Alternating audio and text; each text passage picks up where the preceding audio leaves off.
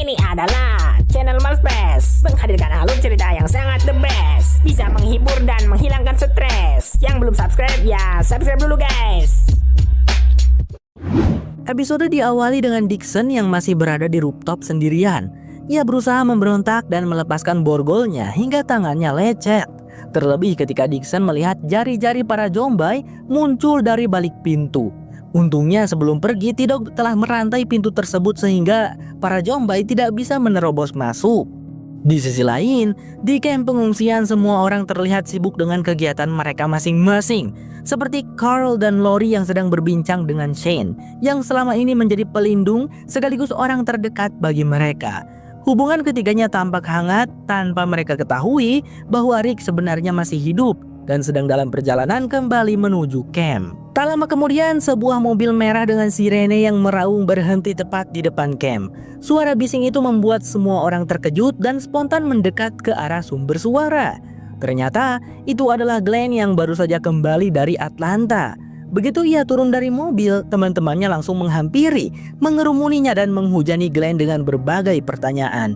Namun berbeda dengan yang lain, Dale justru marah besar kepada Glenn karena ia datang dengan sirene yang meraung begitu keras. Menurutnya, kebisingan itu bisa menarik perhatian para zombie dan membahayakan seluruh camp. Tak lama kemudian, sebuah mobil box masuk ke area camp, menghilangkan ketegangan yang sempat muncul. Satu persatu orang turun dari dalam mobil. Dan seketika camp dipenuhi teriakan lega serta tangis bahagia. Mereka saling berpelukan dengan keluarga masing-masing, melepaskan rasa cemas yang selama ini menumpuk. Beberapa saat kemudian, akhirnya Rick turun dari mobil dan berjalan menghampiri mereka. Kedatangannya membuat Shane, Lori, dan Carl seketika membeku di tempat. Mereka semua terkejut karena ternyata Rick masih hidup. Begitu pula dengan Rick yang sempat terpaku melihat keluarganya berdiri di sana, utuh dan nyata di hadapannya. Tanpa membuang waktu, Rick langsung berlari menghampiri Carl dan Lori. Ia memeluk mereka erat, mencurahkan segala kerinduan yang telah ia pendam selama ini. Singkat cerita, hari pun berganti malam. Saat ini mereka sedang duduk melingkar sambil berbincang ringan, dengan api unggun sebagai satu-satunya penerang dan sumber kehangatan di tengah dinginnya malam. Namun keluarga Ed termasuk Carol dan Sophia duduk terpisah dari yang lain, bukan karena mereka dijauhi, melainkan karena merekalah yang memilih untuk tidak bergabung. Terutama Ed, dengan sifatnya yang temperamental dan mudah tersinggung, membuat Carol dan Sophia mengikuti keinginannya untuk menjauh dari keramaian. Seluruh anggota camp bekerja sama, tidak ada satupun orang yang membahas hubungan Shane dan Lori yang sebelumnya sangat mesra. Beberapa saat kemudian, Rick bersama yang lainnya mulai membahas soal Dixon yang masih tertinggal di Atlanta. Di sini T-Dog terlihat paling tertekan. Rasa bersalah jelas terpancar dari wajahnya karena ia tanpa sengaja menjatuhkan kunci borgol yang seharusnya bisa membebaskan Dixon. T-Dog mengatakan bahwa sebelum pergi ia telah merantai pintu menuju rooftop dengan erat, sehingga kemungkinan Dixon saat ini masih hidup. Setelah perbincangan panjang, akhirnya mereka sepakat untuk menyampaikan semuanya kepada Daryl keesokan pagi dan membahas tindakan selanjutnya. Daryl adalah adiknya Dixon guys. Keesokan paginya camp kembali dipenuhi aktivitas. Para perempuan sibuk mengerjakan pekerjaan rumah tangga seperti mencuci, menyiapkan makanan dan merapikan area camp. Sementara itu para pria berkegiatan dengan caranya masing-masing, entah memeriksa peralatan, berburu kecil-kecilan, atau sekadar melakukan hal-hal lain. Namun ketenangan itu mendadak pecah ketika terdengar teriakan Carl dari arah hutan. Suaranya panik dan melengking, membuat semua orang spontan berlari menuju sumber suara untuk mencari tahu apa yang terjadi. Setibanya di sana, ternyata Carl menemukan seorang zombie yang sedang mencabik-cabik seekor rusa. Menyadari kedatangan mereka, perlahan zombie itu berdiri dan menatap dengan sorot yang mengerikan, membuat para perempuan ketakutan. Tanpa membuang waktu, para pria segera menyerang zombie tersebut tanpa ampun. Tak lama kemudian, Daryl muncul dari hutan sambil membawa beberapa ekor tupai hasil buruannya. Ia kemudian mengajak yang lainnya untuk kembali ke area camp dan berpesta. Setibanya di area camp, sesuai kesepakatan bersama, inilah saatnya memberitahu Daryl tentang Dixon. Rick mencoba menjelaskan secara perlahan bahwa Dixon tidak kembali bersama mereka. Ia masih terborgol di atas atap gedung di Atlanta. Dan semua itu terjadi karena sikap Dixon yang sulit diatur. Mendengar pernyataan tersebut, Daryl yang temperamental seperti kakaknya langsung menyerang Rick tanpa aba-aba, hingga menimbulkan pertengkaran sengit di antara mereka.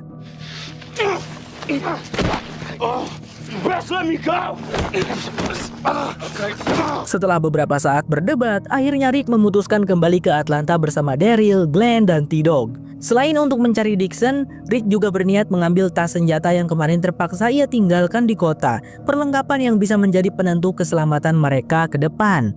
Namun keputusan itu tidak diterima dengan mudah. Lori jelas khawatir, merasa bahwa Rick baru saja kembali dan kini harus pergi lagi menuju bahaya.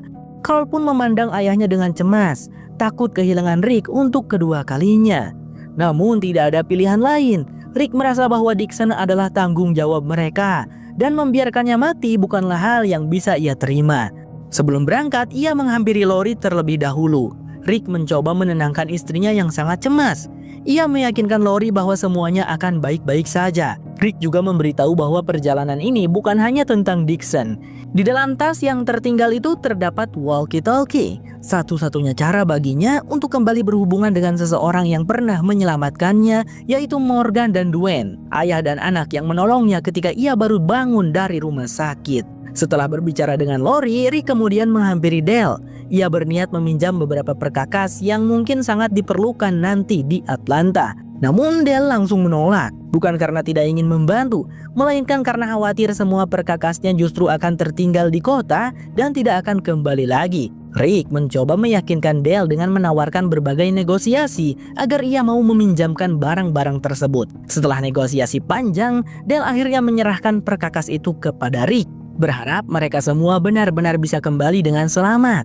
Setelah yakin semuanya siap, Rick menaiki mobil box yang akan mereka gunakan untuk kembali ke Atlanta. Mobil itu perlahan bergerak meninggalkan area camp. Singkat cerita, Rick bersama yang lainnya kini telah tiba di kota Atlanta. Mereka memarkir mobil di tempat yang dianggap cukup aman, lalu memutuskan untuk melanjutkan perjalanan dengan berjalan kaki. Sementara itu di area camp, Lori menghampiri Carl yang kini sedang bersedih di kamarnya. Mereka berdua saling menguatkan dan meyakinkan satu sama lain bahwa Rick akan kembali dengan selamat. Beberapa saat kemudian, Carl mencoba mengalihkan pikirannya dengan bermain di kolam kecil bersama Shane. Di mata Carl, Shane masih seperti paman baik yang selalu menjaganya. Seseorang yang bisa diajak berbicara dan bercanda tanpa beban, tanpa ia ketahui bahwa sebenarnya Shane telah berkhianat kepada ayahnya. Tak jauh dari mereka, para wanita kini sedang mencuci pakaian di tepi kolam sambil berbincang hal-hal ringan yang membuat mereka tertawa. Tak lama kemudian, Lori menghampiri Carl dan Shane yang sedang bermain di kolam.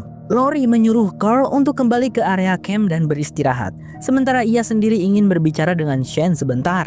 Setelah memastikan Carl pergi, Lori langsung marah. Ia melarang Shane untuk kembali mendekati keluarganya seperti sebelumnya. Lori merasa kesal karena Shane telah mengatakan bahwa Rick sudah mati. Lori juga merasa sangat menyesal atas dirinya yang telah berkhianat di belakang Rick. Setelah mengatakan hal tersebut, Lori pergi meninggalkan Shane yang terdiam, seolah dipenuhi rasa bersalah. Sementara itu, Ed menghampiri para wanita yang sedang mencuci pakaian di tepi kolam. Namun kedatangannya justru memicu keributan.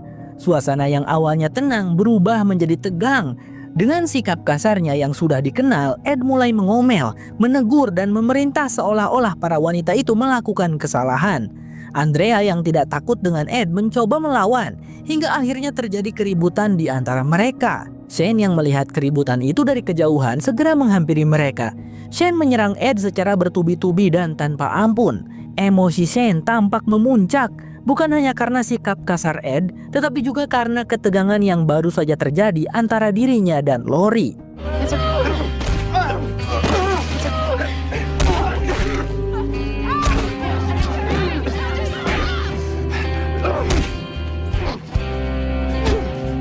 Di sisi lain, Rick bersama timnya sedang berjalan menuju Toserba.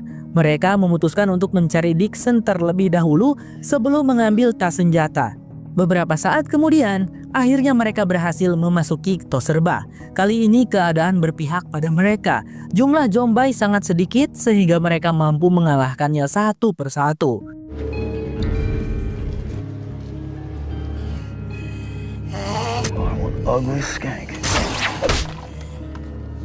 Singkat cerita, mereka akhirnya berhasil mencapai rooftop tempat Dixon sebelumnya ditinggalkan.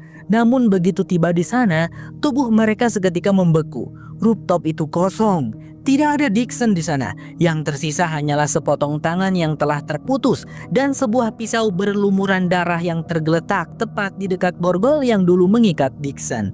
Melihat hal itu, Daryl merasa dunianya runtuh seketika. Perjalanan jauh yang telah ia lakukan terasa sia-sia.